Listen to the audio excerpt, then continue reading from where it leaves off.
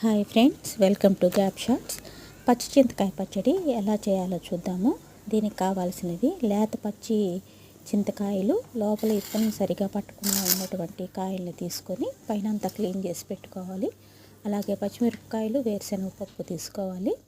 ముందుగా కళాయిలో కాస్త ఆయిల్ వేసుకొని మెంతులు, జీలకర్ర 1 స్పూన్ వేసుకొని దాంట్లో పచ్చి చింతకాయలు, పచ్చిమిరపకాయలు, వేరుశనగ పప్పు వేసి బాగా వేయించుకున్న తర్వాత దానిలోనే కొద్దిగా కొత్తిమీర వేసి బాగా వేయించుకోవాలి. ఈ వేయించుకున్న వాటిని చల్లార పెట్టుకొని మిక్సీ పట్టుకొని పక్కన పెట్టుకోవాలి. దీంట్లో కాస్త రుచికి తగ్గ ఉప్పు వేసి కలుపుకోవాలి.